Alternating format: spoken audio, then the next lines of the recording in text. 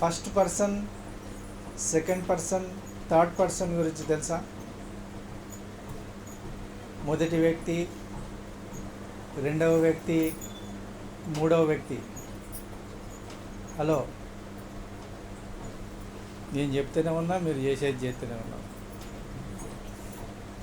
ఇది మొదటి వ్యక్తి, రెండవ వ్యక్తి, మూడవ వ్యక్తి తెలుసా మీకు? ఈ యొక్క తెలుగు గ్రామర్లో ఉంటుంది, ఇంగ్లీష్ గ్రామర్లో కూడా ఉంటుంది. ఫస్ట్ పర్సన్ అని, సెకండ్ పర్సన్ అని, థర్డ్ పర్సన్. ఫస్ట్ పర్సన్ అంటే నేను అనేది, నాది సంబంధించింది, దాన్ని ఫస్ట్ పర్సన్ అంటాం. నేను, నాకు, ఫస్ట్ పర్సన్. సింగులర్, ఫస్ట్ పర్సన్లో సింగులర్. ప్లూరల్లో మేము, ప్లూరల్ అంటే బహువచనం. మేము, మాకు అనేది ఫస్ట్ పర్సన్లో ప్లూరల్. సెకండ్ పర్సన్ ఏంటిది? నీవు, నీకు, నీ అనేది సెకండ్ పర్సన్. ఫస్ట్ పర్సన్ అయితే సెకండ్ పర్సన్. ఈ థర్డ్ పర్సన్ అని ఉంటుంది. థర్డ్ పర్సన్ అంటే అతడు, థర్డ్ పర్సన్. ఆమె, వారు అనేది సింగులర్, ప్లూరల్ పర్సన్ అన్నమాట. నీకు, నీవు అనేది సెకండ్ పర్సన్. మీకు, మీరు అనేది సెకండ్ పర్సన్లో ప్లూరల్. అర్థమవుతుందా? ఇది అర్థమైతేనే బైబిల్ అర్థమవుతుంది. ఇది అర్థం కాకపోతే బైబిల్ అర్థమే కాదు. ఆది కాండం నుండి ప్రకటన వరకు ఇదే ఉంటుంది. నీ, నా, ఆయన అనేది, వారు, తమరు అనేది ఇవి ఉంటాయి కదా. ఇవే ఫస్ట్ పర్సన్, ఇదే సెకండ్ పర్సన్, ఇదే థర్డ్ పర్సన్. వ్యక్తి అనేది ఎప్పుడే కానీ ఈ యొక్క third, first person, second person, third మూడు వ్యక్తులలో ఉంటుంది అన్నట్టు. అది చాలా జాగ్రత్తగా మనం గమనిస్తేనే మనకు అర్థమవుతుంది. ఇక్కడ ఫస్ట్ పర్సన్ ఏమున్నది? ఫస్ట్ పర్సన్ అంటే ఏంటిది? నాకు ఉన్నది ఇక్కడ ఈ యొక్క వాక్య భాగంలో. నాకు అనేది కొండల తట్టు నా అని అంటున్నాడు. కొండల తట్టు నా అంటే ఏంటిది? నా అనేది ఏంటిది? First person. నాకు అనేది ఫస్ట్ పర్సన్. కొండల తట్టు నా కన్నులు ఎత్తుచున్నాను. మళ్ళీ ఫస్ట్ పర్సన్. నాకు సహాయము ఎక్కడి నుండి వచ్చును? ఈ యొక్క ఫస్ట్ పర్సన్లో ఉన్నది అన్నట్టు. దేవుణ్ణి అడుగుతున్నాడు. కొండల తట్టు నా నేను కన్నులు ఎత్తుతున్నాను తండ్రి. కొండల తట్టు ఎత్తుతున్నాడు. కొండల తట్టు ఏముంటుంది? యెరూషలేము ఉంటుంది. యెరూషలేము టెంపుల్ ఉంటుంది. కొండలు ఇవి 120 నుండి 135 వరకు యాత్ర కీర్తనలు. 15 కీర్తనలు ఉంటాయి. ఎన్ని కీర్తనలు? 15 కీర్తనలు. ఇది యాత్ర అంటే ఏంటిది? యాత్ర అంటే ఏంటిది? ప్రయాణం. ఎక్కడి నుండి ఎక్కడికి?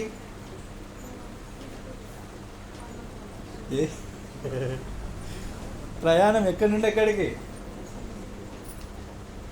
ఇశ్రాయేలు ప్రయాణం చేస్తుంటారు. వాళ్ళు ఎక్కడున్నా కూడా వాళ్ళు 3 సార్లు యెరూషలేముకు వెళ్ళాలన్నట్టు. ఇశ్రాయేలు ఎక్కడున్నా కూడా 3 సార్లు. ఏమేమి 3 సార్లు అవి? ఒకటి పాసోవర్, ఒకటి పెంతెకోస్తు, ఒకటి గుడారాల పండుగ. 3 పండుగలు ఉంటాయి అన్నట్టు. మొత్తం 7 పండుగలు. యాహ్వా పండుగలు 7 పండుగలు. 3 పండుగలు వాళ్ళు తప్పనిసరిగా, మగవాళ్ళు తప్పనిసరిగా వెళ్ళాలి. ఎక్కడికి వెళ్ళాలి? యెరూషలేములో ఏమున్నది? యెరూషలేములో టెంపుల్ ఉన్నది, దేవాలయం ఉన్నది. ఆ దేవాలయానికి 3 సార్లు ఇశ్రాయేలీలు వెళ్ళాలి. వెళ్తుంటే వారం రోజులు అవుతుంది కావచ్చు, ఒక్కొక్కరికి వారం రోజులు అవుతుంది, ఒక్కొక్కరికి 3 రోజులు అవుతుంది. ఇండియా నుండి పోవాలనుకో, ఇండియాలో కూడా ఉంటారు మన వాళ్ళు. ఇండియా నుండి పోవాలంటే నడుచుకుంటూ పోవాలి, గాడిదల మీద పోవాలి, గుర్రాల మీద పోవాలి, ఒంటెల మీద పోవాలి. పోతుంటే అక్కడ వీళ్ళు రాస్తుంటారు అన్నట్టు 120 నుండి 135 కీర్తనలు యాత్ర కీర్తనలు. వాళ్ళ ఇంటి స్థలం నుండి ఎక్కడికి పోతారు? యెరూషలేము టెంపుల్ దేవాలయానికి వెళ్తారు అన్నట్టు. వెళ్తున్నప్పుడు వాళ్ళు మధ్యలో ఆగి ఈ కీర్తన పాడుతుంటారు అన్నట్టు. ఎన్ని కీర్తనలు? 15 కీర్తనలు. 120 నుండి 135 వరకు యాత్ర కీర్తనలు అంటారు వాటిని. అందుకోసమే యాత్ర అంటారు. ఎక్కడికి వెళ్ళాలి వాళ్ళు?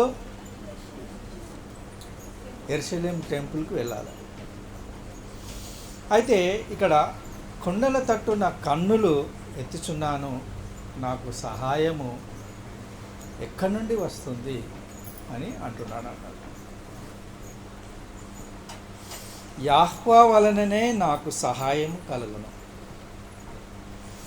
నాకు అని అంటున్నాడు. యాహ్వా అంటే యెహోవాను వాళ్ళు యెహోవా అని రాసినారు, కానీ యాహ్వా అని రాయాలి. యాహ్వా వలననే నాకు సహాయము కలుగును.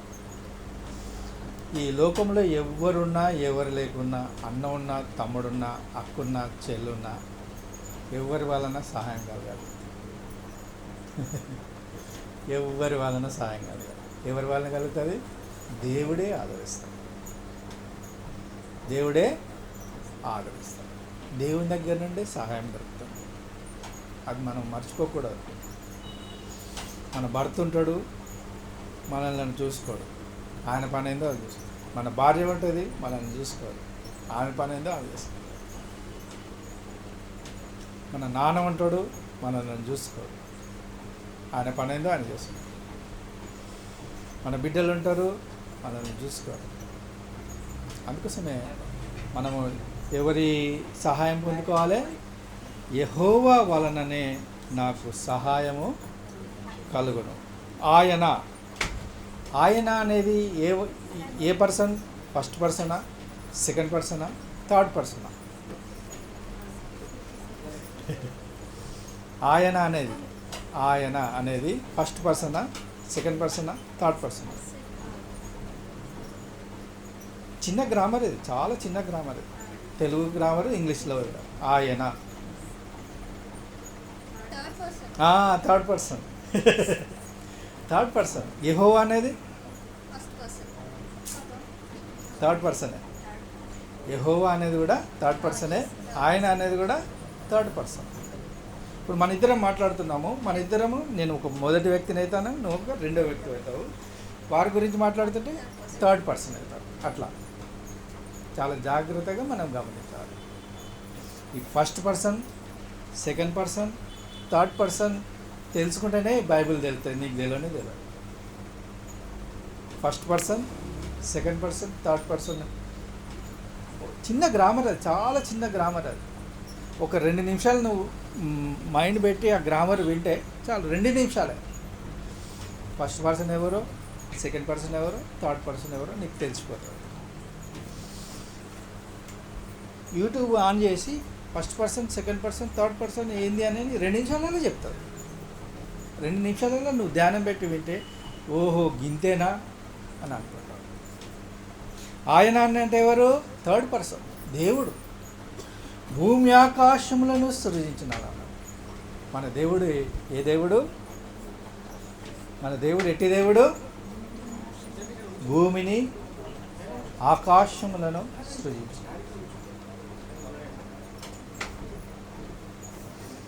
చూసాయా? అవి అక్కడ చేరుంది, అక్కడ ఉంది, చేరుంది అక్కడ చేరు.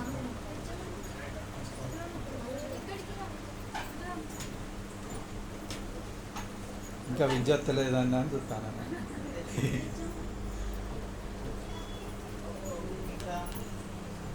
ఆయన భూమి ఆకాశములను సృజించినాడు.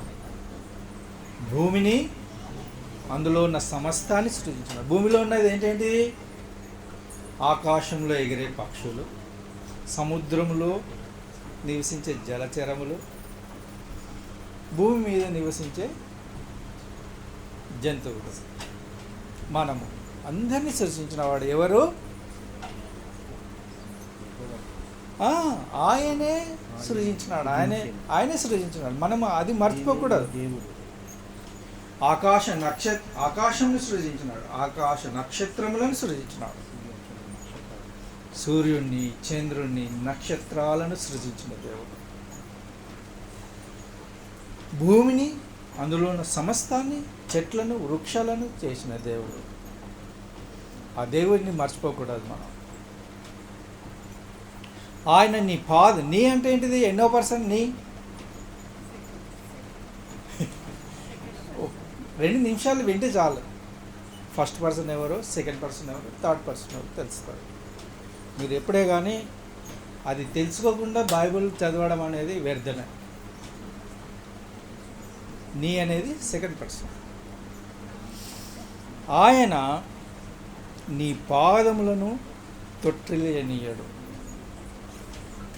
నీ పాదాలు, నీ అనేది సెకండ్ పర్సన్ ఎన్నిసార్లు ఉన్నది? 10 సార్లు ఉన్నది. ఇందులో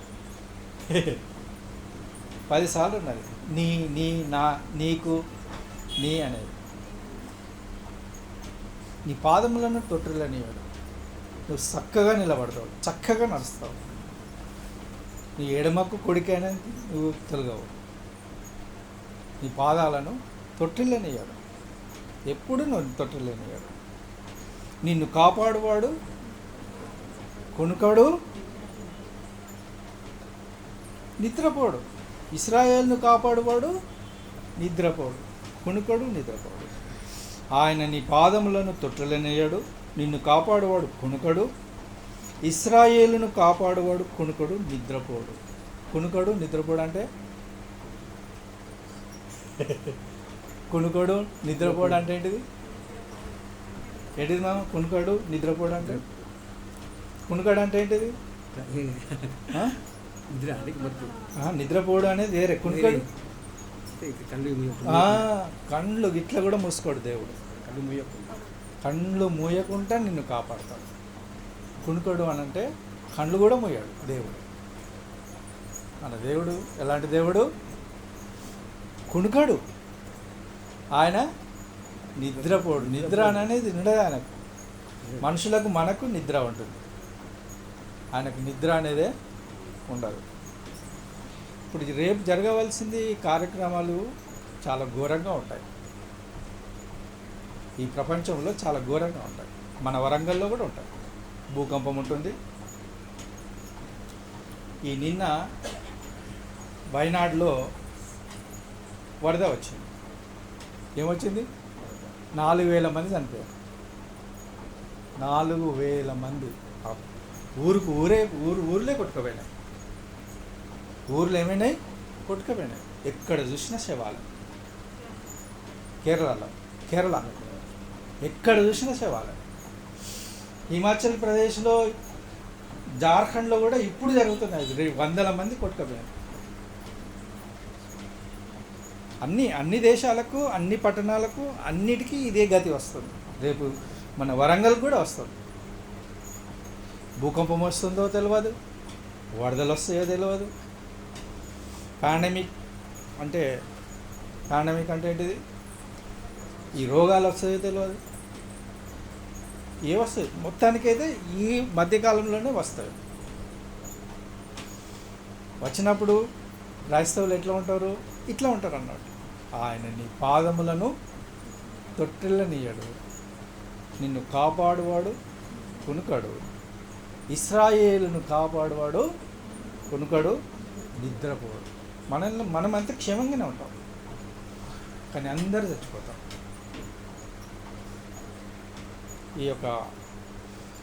ఈ పట్టణంలో ఉన్న వాళ్ళందరూ చచ్చిపోతారు.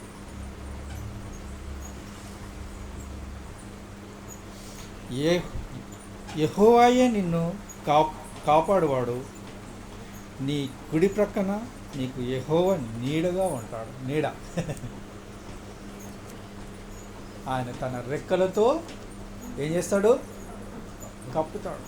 ఆయన రెక్కల క్రింద మనకు ఏం జరుగుతుంది? ఆశ్రయం. ఆశ్రయం అంటే షెల్టర్. మనం మర్చిపోకూడదు దేవుణ్ణి, మనం మర్చిపోకూడదు. మనం ఎప్పుడైనా కానీ దేవుణ్ణి మర్చిపోకూడదు.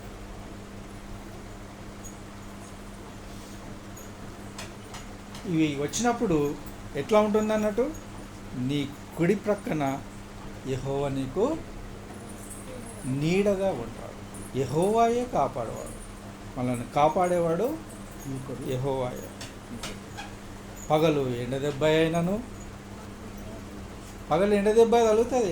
ఎంత 50 డిగ్రీలు ఉన్నది ఎండ. ఇప్పటికీ బాగా కాశ్మీర్లో అసలే ఎండలు కొట్టవు, వాళ్ళు వేడికి చచ్చిపోతారు. ఇప్పుడు ఉన్నారు. మంచంతా కరిగిపోయింది కాశ్మీర్లో, మంచంతా కరిగిపోయింది. ఇప్పుడు వేడికి ఎదుర్కొంటున్నారు వాళ్ళు. ఎంత వేడి ఉన్నదంటే వాళ్ళకు చెప్పలేనంత వేడి ఉన్నది. పగలు ఎండదెబ్బ అయినను నీకు తలగదు. మనం ఎండలో కూడా మంచిగా బేఫికర్గా మంచిగా నడవచ్చు. ఎందుకు ఎండలో ఎందుకు నడవచ్చు? ఆయన నీడగా ఉంటాడు. దేవుడు ఎట్లుంటాడు? నీడగా ఉంటాడు. రాత్రి వెన్నెల దెబ్బ అయినను నీకు తలగదు. రాత్రి వెన్నెల దెబ్బ ఏంటిది? వెన్నెల దెబ్బ ఏంటిది? వెన్నెల దెబ్బ అంటే ఈ మాంత్రికులు ఉంటారు, వాళ్ళ పని ఏంటిదంటే మంత్రాలు చేయడమే. మాంత్రికులు ఏం చేస్తారు? మంత్రాలు చేయడమే పని. వాళ్ళకి ఎవరు దొరకలేదనుకో వాళ్ళ బిడ్డ మీదే చెప్తారు. ఎవరు దొరకలేదు కదా, వాళ్ళు ఊకే మంత్రాలు చేయడమే వాళ్ళ పనే. వాళ్ళ బిడ్డ మీదే చేస్తారు, వాళ్ళ కొడుకు మీదే చేస్తారు. వాళ్ళకు ప్రేమలు అనేది ఉండవు. నా కొడుకు, నా బిడ్డ, ఈమె అనేది ఉండనే ఉండదు మాంత్రికులకు. మంత్రాలు చేయమ్మా అని ఆమెకి ఇస్తే ఆమె చేస్తుంది. ఎవరు రాలేదనుకో వాళ్ళ బిడ్డ మీదే చేస్తారు, వాళ్ళ కొడుకు మీదే చేస్తారు, వాళ్ళ మన్మని మీదే చేస్తారు. వాళ్ళకు ఈ ప్రేమలు అనేది ఉండవు. రాత్రి వెన్నెల దెబ్బ అయినను నీకు తలగదు. ఈ మాంత్రికులను ఎక్కడ చూసినంటే, నేను అడవిలో ఉన్నాను, అడవిలో స్కూల్ పెట్టుకొని ఉన్నాను. ఉంటే నాకు గుండె బాగా నొస్తుంటే అప్పుడు చూశాను బయటకు వచ్చి మాంత్రికులు ఎట్లుంటారంటే ఘోరంగా ఉంటారు. మా పల్లెటూరులో ఘోరంగా తిరుగుతూ ఉంటారు వాళ్ళు. ఆ మాంత్రికులను చూసి ఆశ్చర్యపోయినా నేను. 11 గంటల అయిందంటే కథం వాళ్ళు వెళ్తూనే ఉంటారు. ఇక రాత్రి వెన్నెల దెబ్బ అయినను నీకు తగలదు.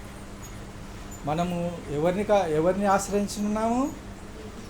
దేవుడిని ఆశ్రయించు. ఏ దేవుడిని ఆశ్రయించుతున్నాము? త్రియేక దేవుడిని ఆశ్రయించు. ఏ అపాయము రాకుండా యెహోవా నిన్ను కాపాడును. నీకు ఏ అపాయము రాదు. నీకు అక్కడ కూర్చోండి. నీకు ఏ అపాయం రాదు. దేవుడు హామీ ఇస్తున్నాడు. రేపు భూకంపం వస్తుందో, పాండమిక్ వస్తుందో, వరదలు వస్తావో, ఏమొస్తావో అందరు కొట్టుకుపోతారు. మన వరంగల్లోనే మనతోనే ఉన్న వాళ్ళందరూ కొట్టుకుపోతారు. కానీ యెహోవాను ఆశ్రయించే వారికి ఏ మేలు కొదువై ఉండదు.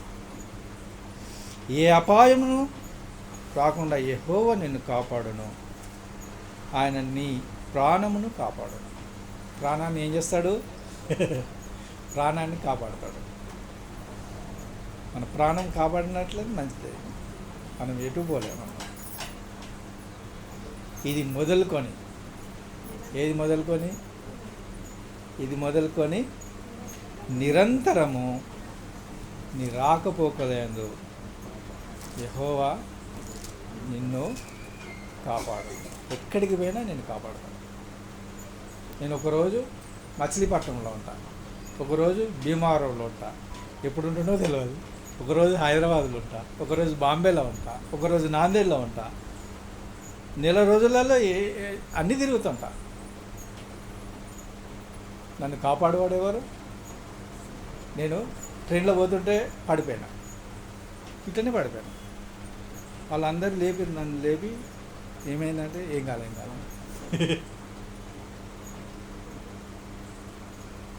ఎందుకు? యెహోవా నన్ను కాపాడతాడు. నన్ను కాపాడేవాడు యెహోవా. నేను ఎప్పుడే కానీ దేవుని యందు నమ్మిక వస్తే మనము మంచిది. అటానమస్ అని అంటారు. అడుగు సారా.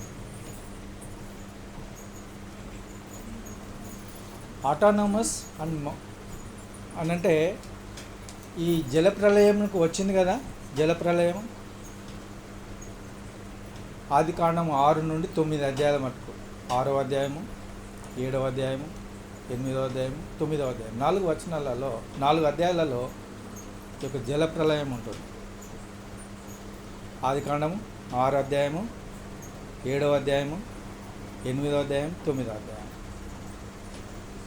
అటానమస్ అంటే ప్రజలు విచ్చలవిడిగా తమకు ఇష్టం వచ్చిన పనిని చేస్తారన్నమాట. ఇప్పుడు అదే పని చేస్తాం, విచ్చలవిడితనం. ప్రజలు ఇప్పుడు నేను ఏమనుకుంటున్నానో అదే చేస్తా. మనకు దేవుడు ఉన్నాడు, మనకు అధికారం ఇచ్చిన దేవుడు అనేది లెక్క చేయరు. దేవుడిని లెక్క చేయరు. నాకు ఈ పని దొరికింది, ఈ పని మీదే ఉంటా.